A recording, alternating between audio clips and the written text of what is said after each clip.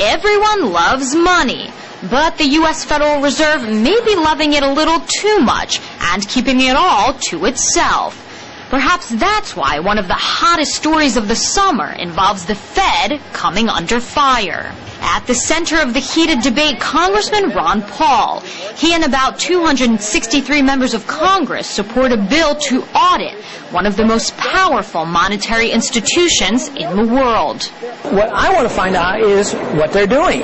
They can create money and credit out of thin air and make promises and guarantees to private entities, international bankers, other governments, and other central banks.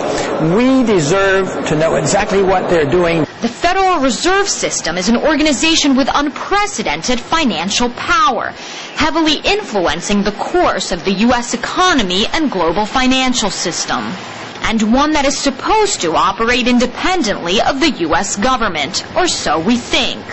And the eagle atop this massive marble structure in downtown Washington, D.C. also oversees the regulation of interest rates and the printing of U.S. dollars. Now, because of what the Fed does, they're embarking on a policy of destroying the value of a dollar. This could give capitalism a bad name.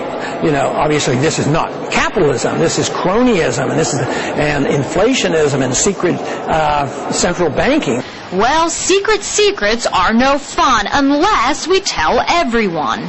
Lawmakers and economists agree that the Federal Reserve, with its immense financial power, has exercised more control over the economy than any other government body. And as Congressman Ron Paul and others like him demand an investigation into this organization, the Fed itself says that the audit would only hurt, not help, the economy. Perhaps that's why they have enlisted the help of over 180 economists and businessmen who have written a letter urging the U.S. government to, quote, reaffirm their support for and defend the independence of the Federal Reserve System as a foundation of U.S. economic stability. The Fed's defenders say that the independence of U.S. monetary policy may be at risk.